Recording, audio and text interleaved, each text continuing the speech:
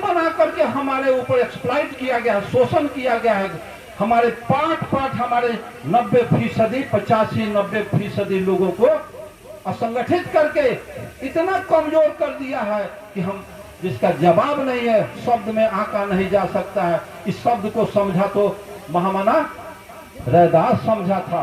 रैदास ने कहा है, उनके लिटरेचर का डीप अध्ययन किए, उन्होंने लिखा है कि सत्संग कर रही हो माधव, सत्संग कर रही हो माधव जैसे मधुमक्खी, मनुष्य जैसे मधुमक्खी आपस में राय मशविरा करके एक दूसरे से चिपक करके रहता है, तो किसी की हिम्मत नहीं ऊपर ढेला मारने के लिए। इस तरह से तुम शूद्र आपस में चिपक करके, मीटिंग सीटिंग करके, गप सप करके एक साथ चिपक करके रहो कि तुम्हारा दुश्मन तुम पर हमला न कर सके।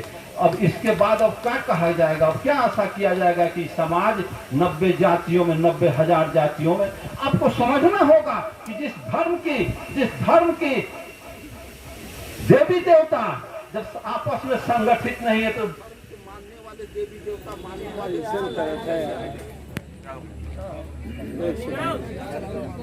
चालू करिए भाई, चालू रखो, बंद नहीं होना चाहिए ना।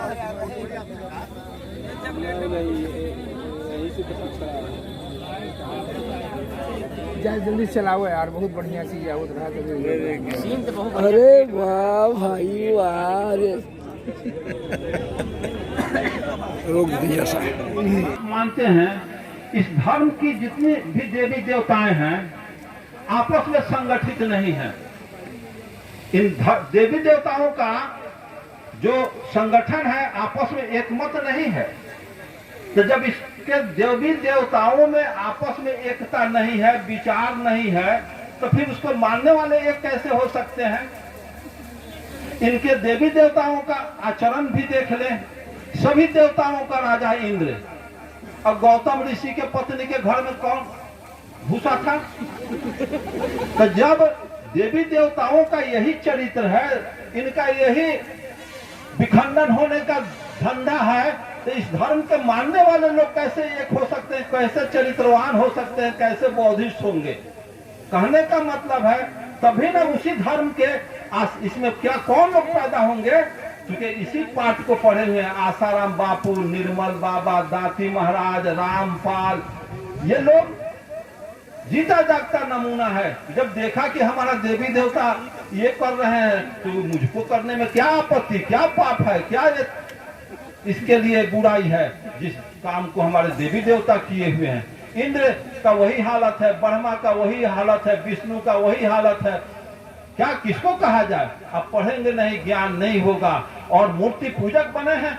और हमारे गायक कहे थे कि आप भी, हम अपने माँ बहने को, बेटियों को, पोतियों को वो कह दिए कि आप भी सरस्वती हैं, आप भी ही लक्ष्मी है, दुर्गा है। अरे भाई, ऐसा पुरस्कार हम शूद्रों के बहु बेटियों को मत दो। ये भारत में अगर हमको 2 हाथ से फाजिल, अगर 3 हाथ के बेटी पोती मुझको पैदा हो, तो हमारी पतो सोइडिया में नमक चटा के मार देगी कि कहेगी कि राक्षसनी पैदा हो गया। 10 हाथ के मतारी कैसे हो गए। सोचने की बात है। तर्क के कसौटी पर कसोगे तो टाटा फिर। इसीलिए कहा गया कि धर्म में तर्क करना अवैध है। धर्म तर्क करने की चीज नहीं है। का लाइन काट दिया कि मानने की चीज है। इस मैथमेटिक्स को कौन जानेगा। विज्ञान जानो, विज्ञान में कोई लेकिन किंतु मगर परंतु नहीं होता है। विज्ञान किसी विषय को सिद्ध करेगा तो रिजेक्ट कर देगा। उसके यहाँ अगर भारत के मोटरसाइकिल पंक्चर हो जाती है, भारत में मोटरसाइकिल पंक्चर किसी का हो गया, तो यहाँ जो उसका ट्रीटमेंट है चुस्त दुरुस्त होने के लिए, अमेरिका में वही ट्रीटमेंट होगा।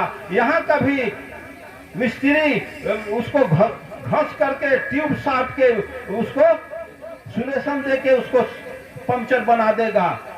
और अमेरिका में होगा तो वहाँ वेल्डिंग नहीं करेगा ट्यूब को। यहाँ जो होगा वही अमेरिका में करेगा। तो तर्क के कसौटी को कसो भाई, तार्किक बनो।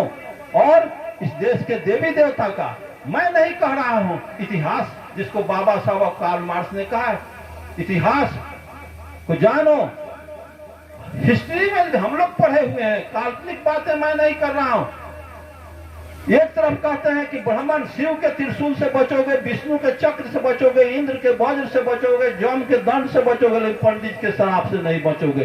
चंद्रलोक पर भाग के चल जाओगे, लकड़ी लेखन धो धो जड़ जाओगे। इनके श्राप में इतना पावर था। तो 712 ईस्वी में अरब के मोहम्मद बिन कासिम 6000 पलटन लेके सिंध के दाही राजा पर हमला, दाही राजा की 60,000 पलटन हार गए।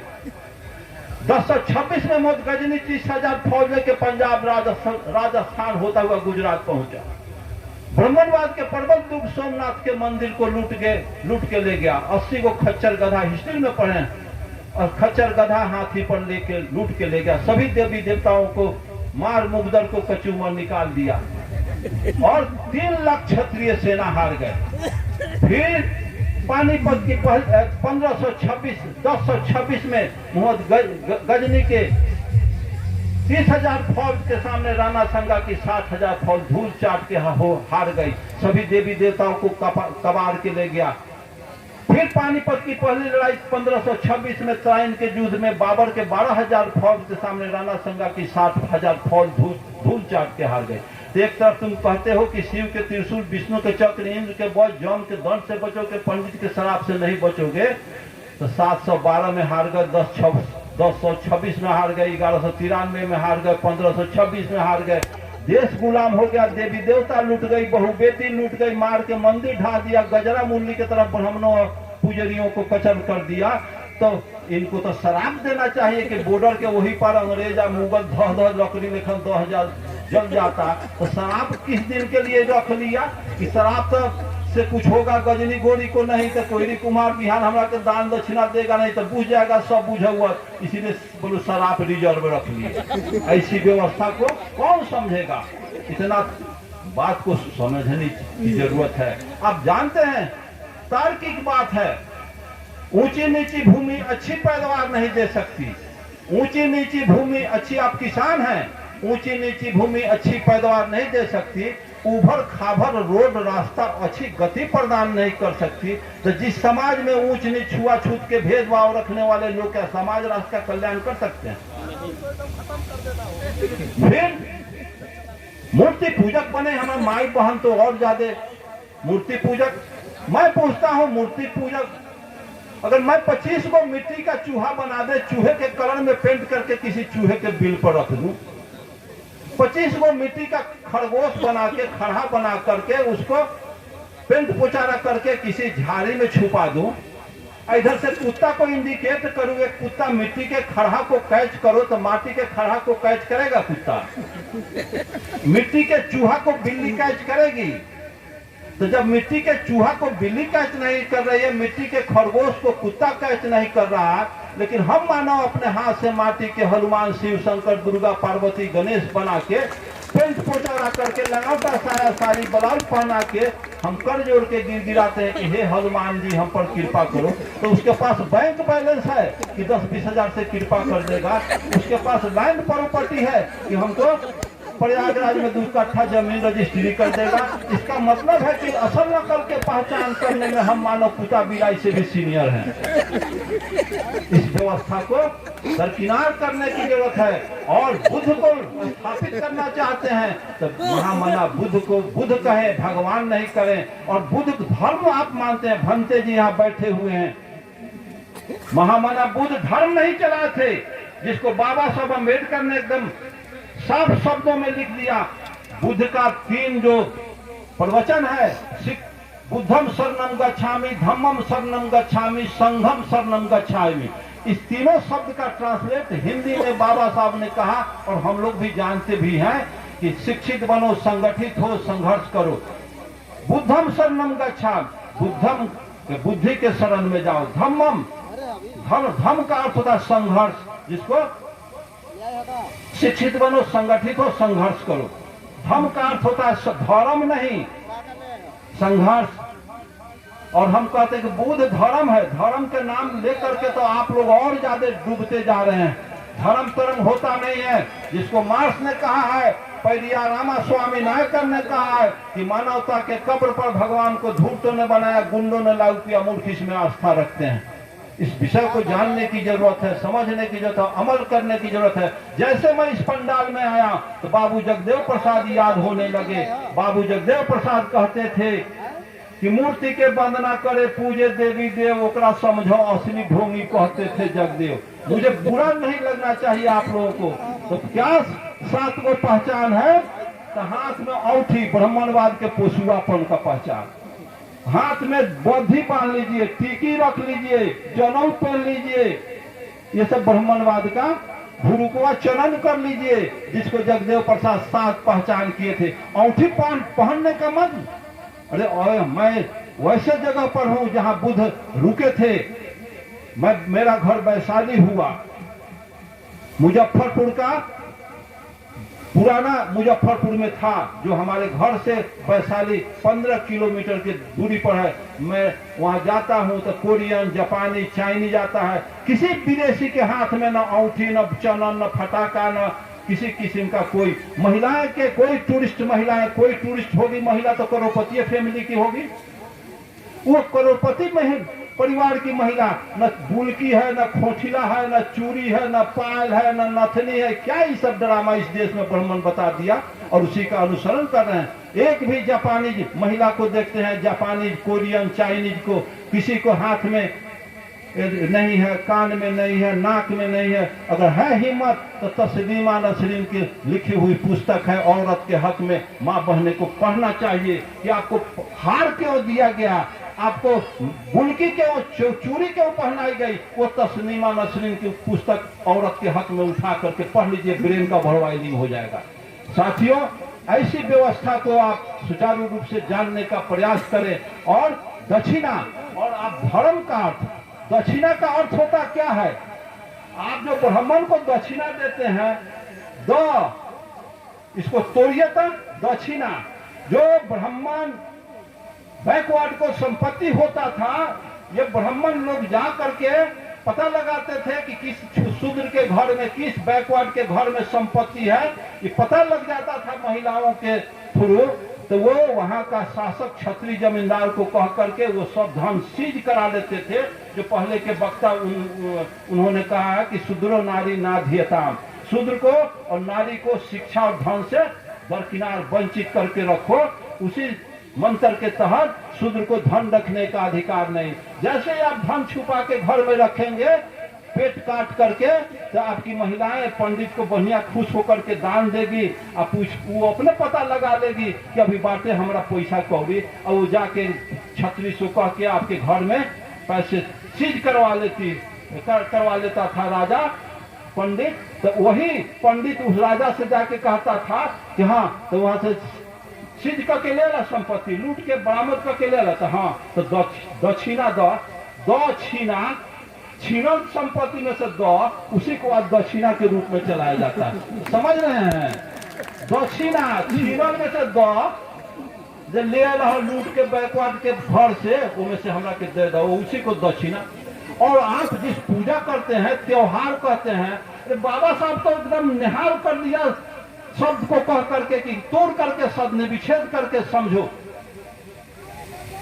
जो आप पूजा करते हैं, त्योहार कहते हैं, त्योहार कि तुम्हारा हार ही तुम्हारा त्योहार बना दिया। जब बैकवर्ड के खानदान पूर्वज इसमें आर्जों से लाख जूता खा के कटा करके हार गए, वही हार तुमको त्योहार के रूप में दे दिया गया। इसको समझने की जरूरत है। और ये अगर आप नहीं समझेंगे तो आज नहीं तो कल समझना होगा। आप नहीं समझे, आपके बेटा को समझना होगा, बेटा नहीं समझेगा, पोता को समझना होगा, ये भी नहीं समझेगा तो गर्दन में हारी या चूतर पर झाड़ू भी तो समझा ही देगा। ऐसी व्यवस्था को अब जन्म दे चुका है। ऐसे हमारा समाज ऐसी बुराई को जन्म दे चुके हैं, जो बुराई जिसको महामना बुद्ध बाबा साहब अम्बेडकर ने कहा, आपको सोचने के लिए मैं मजबूर करूंगा कि सत्य के मार्ग पर, झूठ के मार्ग पर चल करके सफल होने से सत्य के मार्ग पर चल के असफल हो जाना कहीं बेहतर है। सत्य के मार्ग पर चल के असफल हो जाओ, हार जाओ, वो कहीं बेहतर है। लेकिन झूठ के मार्ग पर चल करके पार्लियामेंट में जाना अपने समाज के पीठ में पूरा भोंकने के बराबर है। इसलिए मत लड़ो, समाज को संगठित करो, समाज को एकता के सूत्र में बांधो और तब जाकर के तू अपने समाज को खुशहाल बना सकते हो, शासक बना सकते हो। हम शासक खानदान के हैं, हम 90% यहाँ आर्ज नहीं थे, आज हमारे खानदान को हराया, हमारे बहू बेटियों को लूट करके धर्मपत्नी बनाया। और धर्मपत्नी का अर्थ होता है रखैल स्त्री। बड़ा गौरव से लोग कहते हैं कि के बा तो फलाना के धर्मपत्नी। अरे धर्मपत्नी का अर्थ होता है रखैल स्त्री, इसको कौन समझेगा? धर्मपत्नी के पत्नी जैसा धारण याद किए, लेकिन पत्नी नहीं बनाया। क्योंकि ये आज लोग पश्चिम से आए, इतिहास पढ़िए, यहाँ तक पंडित नेहरू का गिलिम्सट शॉर्ट वर्ल्ड हिस्ट्री भी उठा के पढ़ लीजिए, संक्षिप्त विश्व इतिहास का झलक। ये आज लोग आए तो घोड़ा से आए, तलवार लेकर के आए, मर्द लोग आए